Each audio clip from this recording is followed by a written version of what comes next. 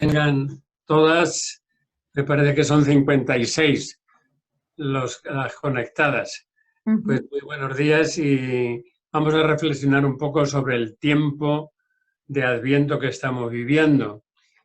Y un tiempo de Adviento que no es un Adviento cualquiera, sino un Adviento en medio de esta situación de pandemia que estamos todos sufriendo.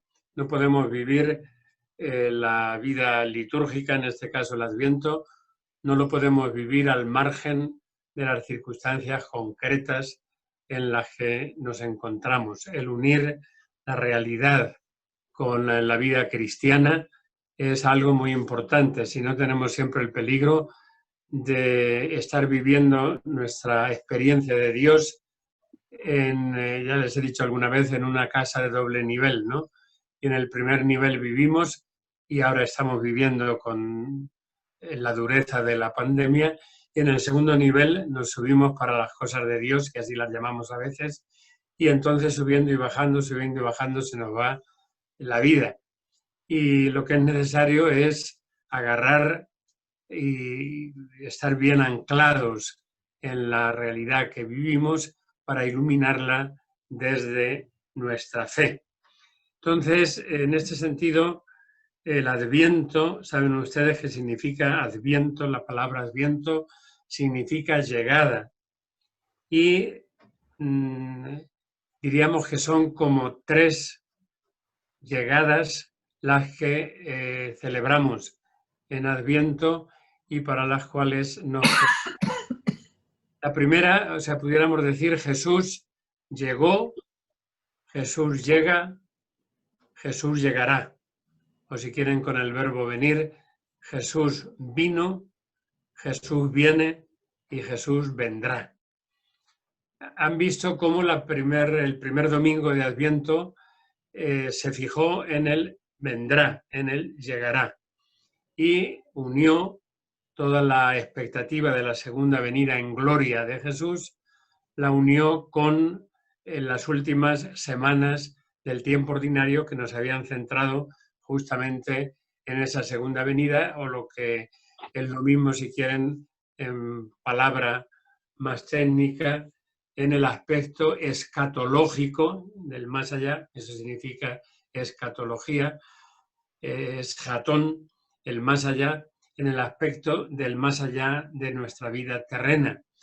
Ahí se centraron los últimos domingos del tiempo ordinario y ahí se centró también el primer domingo de Adviento. Y de una manera u otra, esa segunda venida en gloria, la cual esperamos con firmísima esperanza, es la primera gran venida, el primer gran adventus, el primer gran adviento que estamos esperando con una esperanza real.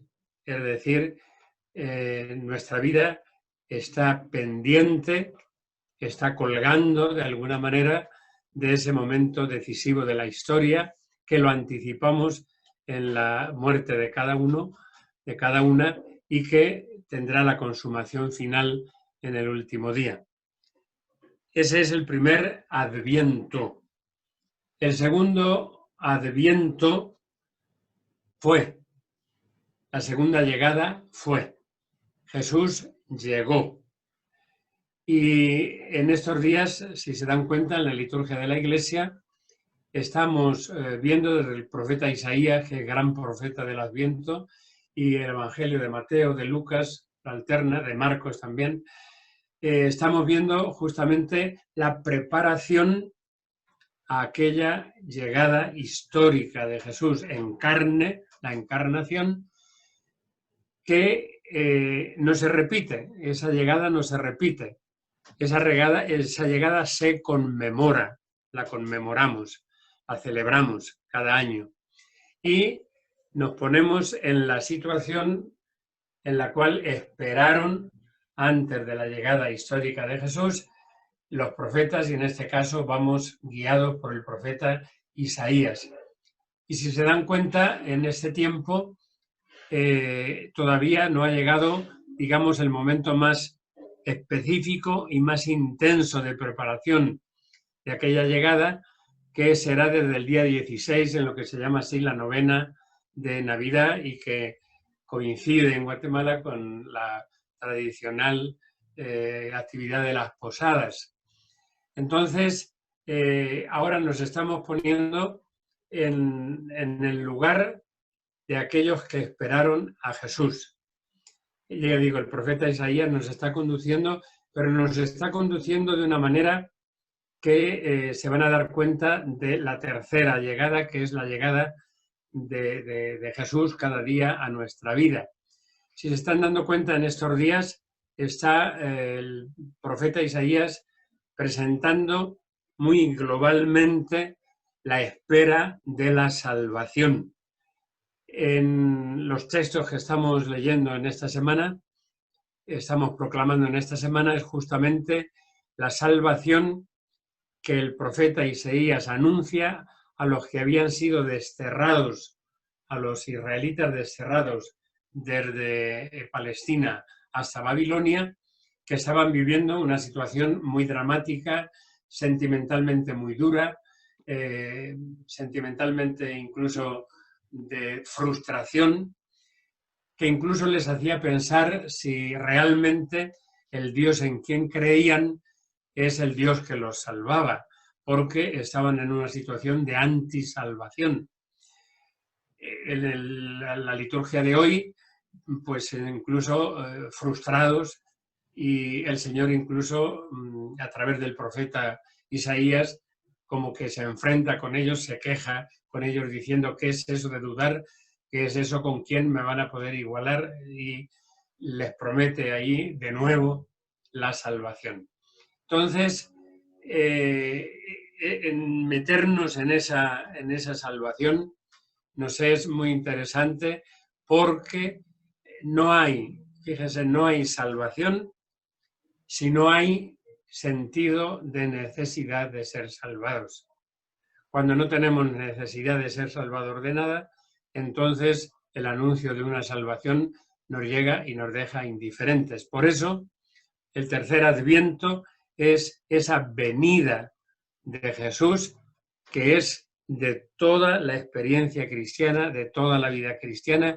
Jesús está viniendo, está acercándose, está saliendo al encuentro de cada uno de nosotros como Salvador. Si no tenemos esa conciencia de necesitar ser salvados, esa venida de Jesús no, ni la experimentaremos, ni la desearemos, ni la gozaremos. ¿Por qué puede estar Jesús viniendo cada día? Aquí hay algo importante, porque Jesús es el viviente. Jesús está resucitado. Jesús no es un recuerdo. Fíjense, lo mismo que la Navidad es un recuerdo de algo que pasó,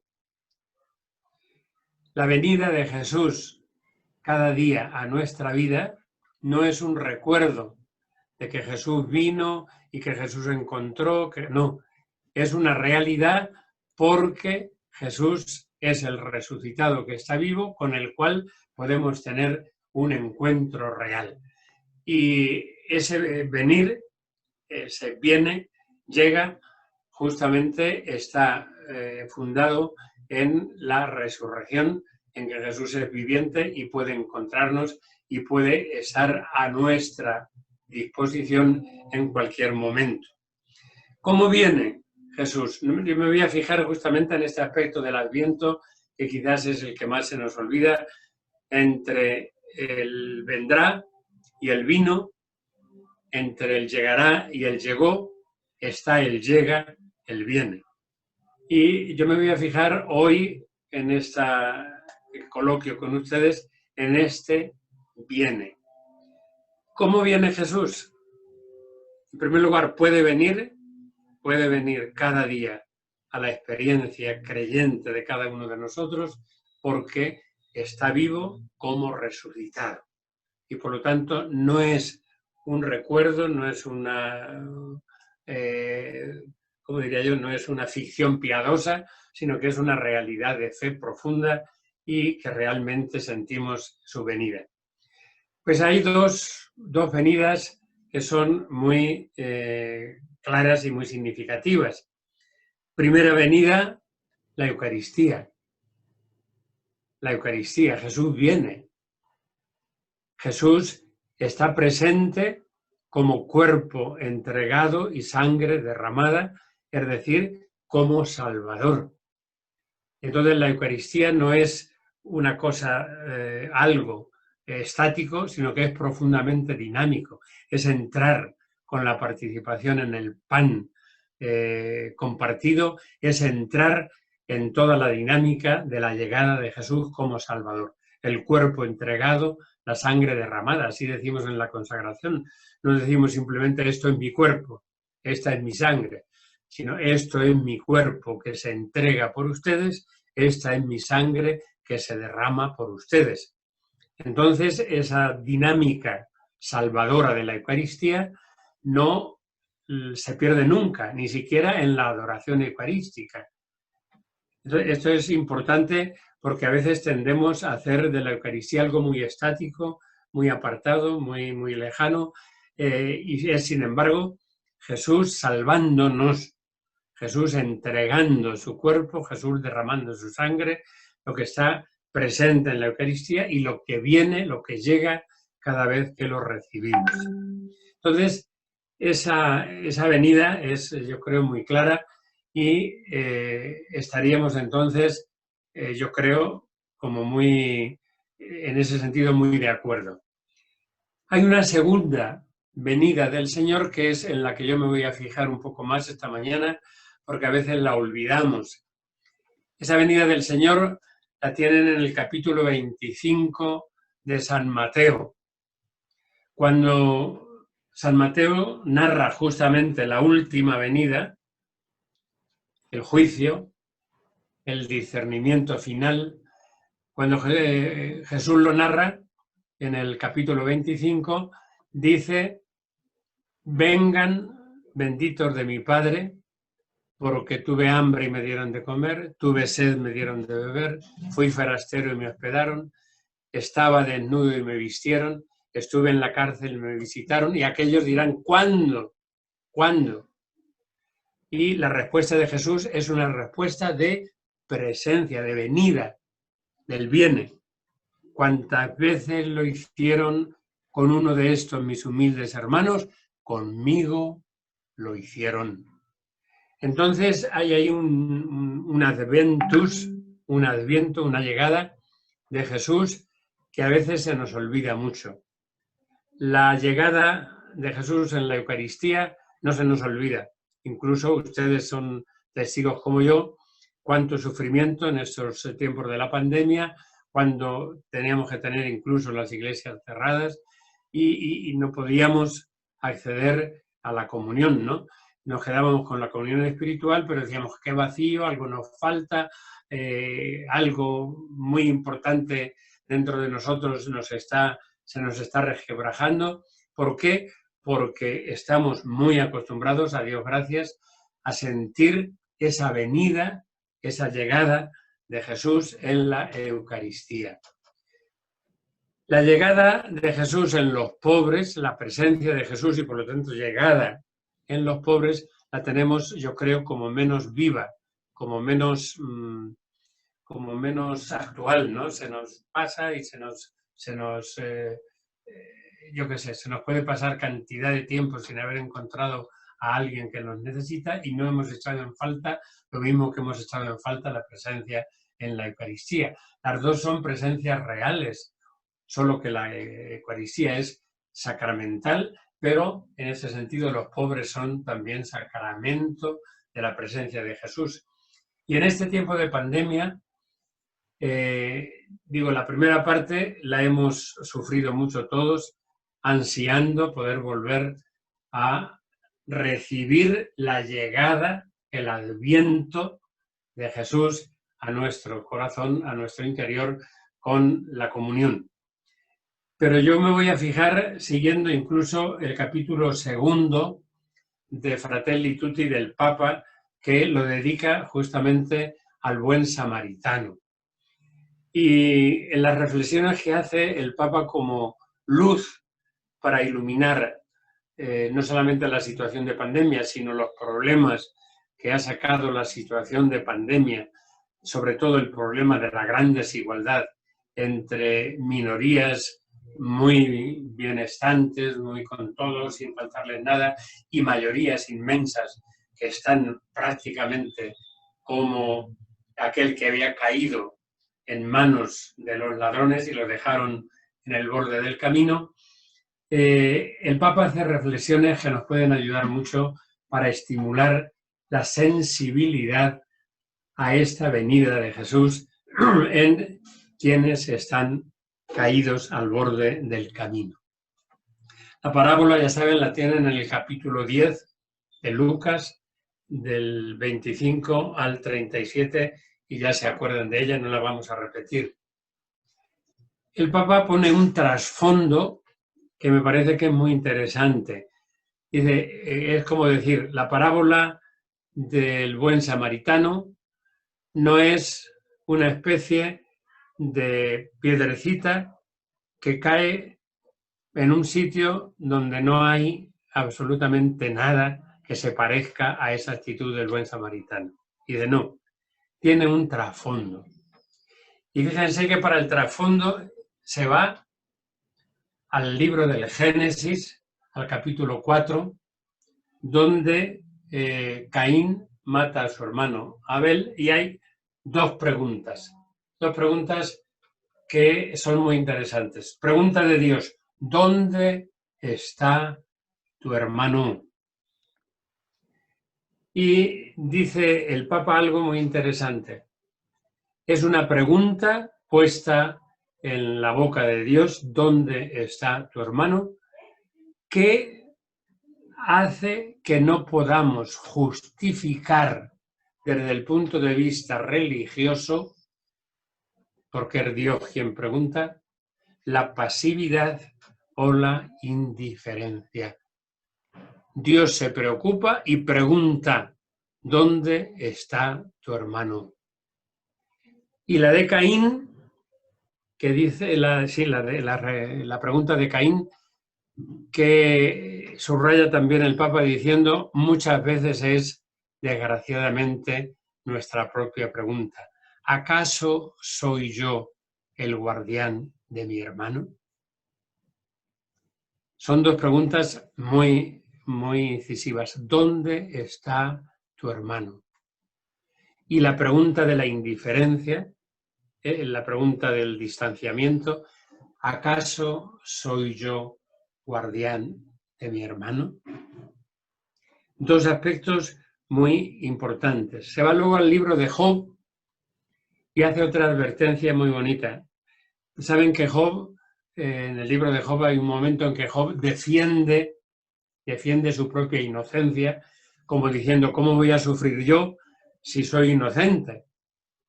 Y defiende su propia inocencia, lo tienen en el capítulo 31 del libro de Job. Y en esa inocencia que él presenta ante Dios diciendo, ¿por qué estoy sufriendo si soy inocente? En esa inocencia mete como algo bueno que ha hecho no haber negado el derecho al esclavo o a la esclava. Y en ese contexto está la afirmación sobre el Creador, porque se pregunta, ¿quién me formó a mí en el vientre de mi madre?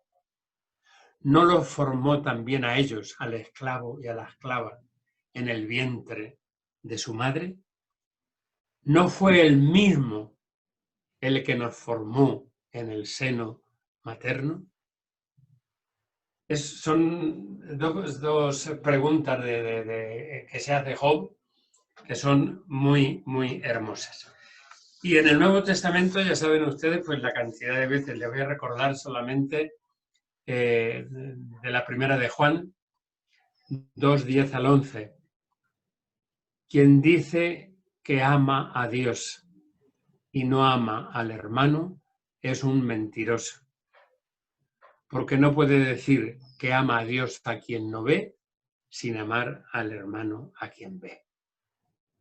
Desde ese panorama les estoy subrayando la llegada, el adviento. Eso significa, no se olviden nunca, adviento no es simplemente preparación, no. Adviento es llegada. Y esa llegada de cada día en los pobres, en los que nos necesitan, en los abandonados, es una manera de vivir el adviento, de vivir la llegada con el realismo con que Jesús la presenta en la parábola. En primer lugar, empieza hablando de aquel abandonado que quedó al borde del camino y se pregunta, las personas que pasaron a su lado y no se detuvieron, ¿qué pasaba en su interior para no detenerse? Y dice, no tenían en el corazón el amor por el bien de todos. No fueron capaces de perder unos minutos con el herido. Y sí, lo hizo el que se detuvo, le regaló cercanía, lo curó con sus propias manos y le dio algo, subraya el Papa, que en un mundo de prisas como el que tenemos, regateamos enormemente. Le dio su tiempo. Y ya enseguida nos hace una pregunta que es un reto. ¿Con cuál te identificas? ¿A cuál te pareces? Con una llamada de atención que me parece que es muy bueno.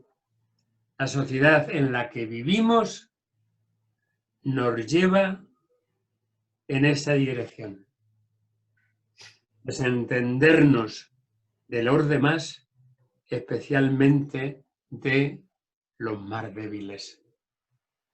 Es cultural. Y saben que las cosas que son culturales es muy difícil luchar contra ellas. Es cultural y fíjense con qué fuerza describe el Papa este momento de una cultura del pasar de largo, de una cultura de la indiferencia. Dice él, hemos crecido en muchos aspectos. Ahora mismo el poder estar a través del Zoom, teniendo este encuentro todos juntos, es un crecimiento, ¿no? Nos hubiera agarrado esta pandemia hace solo 50 años, nos hubiéramos llamado por teléfono, pero no hubiéramos podido tener una reunión como esta en el Zoom o en tantos otros medios como hay. Hemos crecido en muchos aspectos, y es verdad, pero somos analfabetos en el acompañar, en el cuidar y apoyar a los más frágiles y débiles dentro incluso de nuestras sociedades desarrolladas, y no digamos en sociedades menos desarrolladas. Nos hemos acostumbrado a pasar de largo. Nos hemos acostumbrado a ignorar las situaciones hasta que estas situaciones no nos tocan personalmente. Da dos o tres ejemplos que son muy nuestros, de pasar de largo.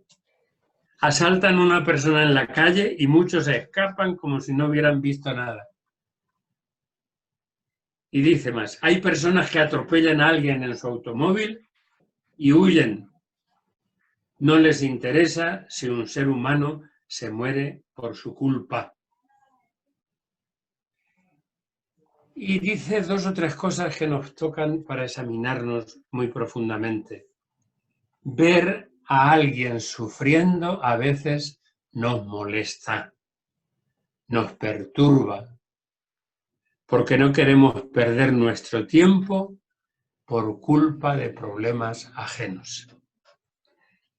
y dice que son síntomas de una sociedad enferma que le da la espalda al sufrimiento, al dolor, a la vulnerabilidad, a la carencia. Y exclama con algo que yo les comparto: no caigamos en esta miseria del pasar de largo, del dar la espalda. Y desde ahí, no se olviden que les estoy hablando del Adviento. Hemos dicho, llegó, llega, llegará. Estamos en el llega. Llega en la Eucaristía, llega en los sacramentos, llega en la oración, llega en las reuniones de la comunidad, llega en este momento que estamos compartiendo, llega. Pero llega también en los caídos al borde del camino de la parábola del samaritano. Y por eso dice, ¿qué nos enseña en conjunto esta parábola? Pues es una luz enorme que nos puede orientar en las tinieblas de los problemas de indiferencia, de egoísmo, de ir cada quien a lo suyo, de no tener en cuenta a los demás, de preocuparnos solo de nosotros mismos, de no tener un corazón sensible a lo que puede estar sufriendo incluso quien tengo al lado de mi propia casa. Es un ícono, dice él, iluminador. ¿Y hacia dónde nos lleva? ¿Hacia dónde nos lleva esa iluminación? Pues, en primer lugar, dice hacer resurgir dentro de nosotros una vocación de ser, incluso en la vida social, constructores de vínculos. Constructores de vínculos. Un poco viendo, cuando uno ve tejer, sobre todo en el mundo indígena, a ser tejedores de hilos que de suyo estarían sueltos si no hubiera quien los tejiera. Segundo, a tener una mirada de corazón, no solamente física, sino de corazón, pensando siempre en el bien de todos, no solamente en mi propio bien, no solamente en mi propio bien, no simplemente en el sálvese quien pueda. Por eso insistía tanto el Papa. Nos hemos dado cuenta en este tiempo de pandemia que o nos salvamos todos o nos perdemos todos. Entonces, el tener en cuenta esto es muy importante. Tener la mirada fija en el bien de todos, no solamente en el bien mío particular, en el bien de mi grupo, no, en el bien de todos. Entender la vida, esto me parece muy importante, como tiempo de encuentro.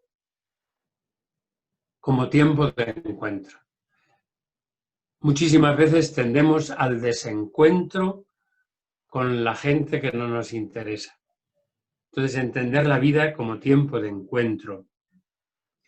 Entender que la única salida es ser como el buen samaritano. Y da una razón que me parece que es muy importante. Es decir, entender la vida desde el buen samaritano. Porque cualquier otra opción que no sea la del buen samaritano, y ya saben ustedes lo que hizo, en primer lugar dice, vio y sintió compasión. Vio y sintió compasión. Compadecerse, lo dice la propia etimología, es padecer con padecer, con pasión. Dice, si no entendemos así la vida, desde la compasión, desde el compadecer, cualquier otra opción que no sea esa, la del buen samaritano, termina o bien del lado de los salteadores, los que asaltaron a aquel pobre judío que quedó en la cuneta de la vida, o de los que pasan de largo. como diciendo, no hay un sí pero no. Si no entendemos nuestra vida desde el buen samaritano, es que la estamos entendiendo o desde los salteadores o desde los que pasan de largo. Nos enseña también, dice, este ícono iluminador de la parábola, a descubrir con qué iniciativas se puede rehacer una comunidad. Y subraya estas, haciendo propia la fragilidad de los demás, haciéndola propia, sin dejar de que se edifique una sociedad de la exclusión, que excluye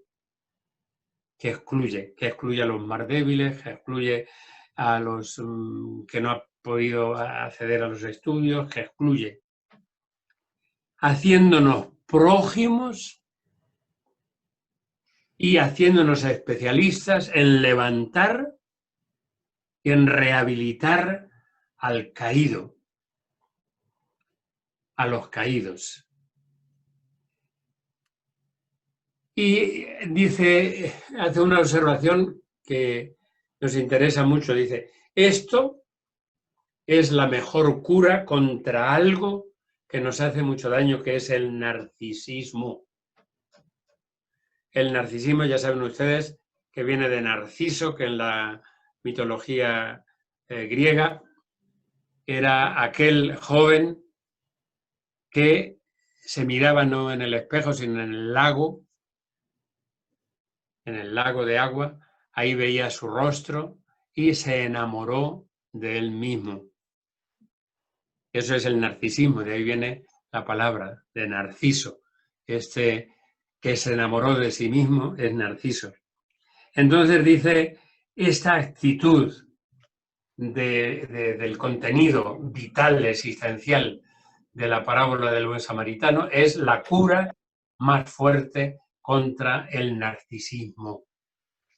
Nos pone en guardia frente a actitudes de personas que solo se miran a sí mismas sin hacerse cargo de lo que está pasando a su alrededor. Lo logra la parábola de una manera muy sencilla porque, dice, nos revela notas características del ser humano. Primera,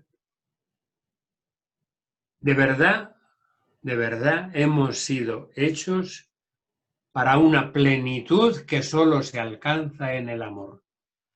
No se alcanza en el egoísmo, sino que se alcanza en el amor.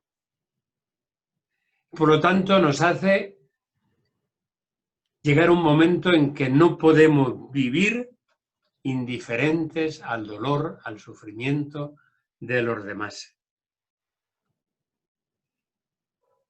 Y somos incapaces de dejar a nadie en los márgenes de la vida. Porque dejar a la gente en esas condiciones, dice el Papa, nos debe indignar. Fíjense qué gran panorama, qué hermoso panorama para el Adviento en la dimensión Jesús llega. Jesús llega. Jesús llega en los sacramentos, especialmente en la Eucaristía, pero Jesús llega en los pobres. A mí me lo hicieron. Por eso el Papa dice, por favor, no repitamos las actitudes ni de los salteadores ni de los que pasan de largo. Los que pasan de largo, que es lo que más nos puede afectar, son los que, por principio, se alejan de la realidad ensimismándose, es decir, metiéndose solo en sí mismos. Lo que crea desinterés por los demás, crea indiferencia especialmente hacia aquellos que pueden tocar fuerte el corazón con sus propias exigencias desde la pobreza, el abandono, la exclusión, la marginación. Y dice el Papa de una manera fuerte, pero que nos debe cuestionar mucho. Para muchos estos simplemente no existen. Están fuera del horizonte de los intereses personales de mucha gente. Y como cabía esperar, entre los que pasan de largo, el Papa hace un subrayado, que lo hace la propia parábola, pero que él lo explica un poco más.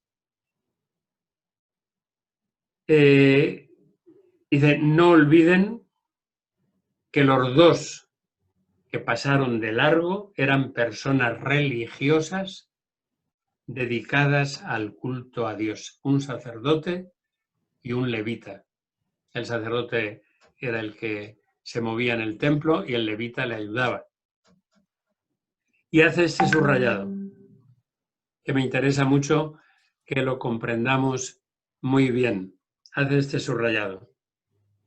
El hecho de creer en Dios, el hecho de adorarlo, no es garantía de vivir como a Dios le agrada. Fíjense, el hecho de creer en Dios y de adorarlo no garantiza vivir como a Dios le agrada. Esto es fuerte, pero lo debemos tratar de comprender justamente para llenar de vida nuestra religiosidad. A mí me impresionó mucho, estando en Cáritas Española, de secretario general que estaba, me impresionó mucho un estudio sociológico que se hizo a base de encuestas y daba una conclusión que en el contexto de Cáritas nos ayudó mucho a pensar, y era esta: a más práctica religiosa, menos conciencia social. A mí me dejó muy impresionado. A más práctica religiosa, menos conciencia social. Entonces, ese aspecto no olvidemos que los que pasaron de largo intencionalmente en la parábola de San Lucas eran dos personajes, el sacerdote y el levita, relacionados con el culto, relacionados con la religión, relacionados con el templo. Y en positivo tenemos que decir lo siguiente: la apertura del propio corazón a los hermanos más necesitados es garantía de una auténtica apertura a Dios. Sí, fíjense, San Juan, si Dios nos ha amado de esta manera, la respuesta lógica sería: si Dios nos ha amado de esta manera, lo mismo nosotros tenemos que amar a Dios. Esa sería la lógica de la bajada del amor de Dios, la subida de nuestro amor hacia Él.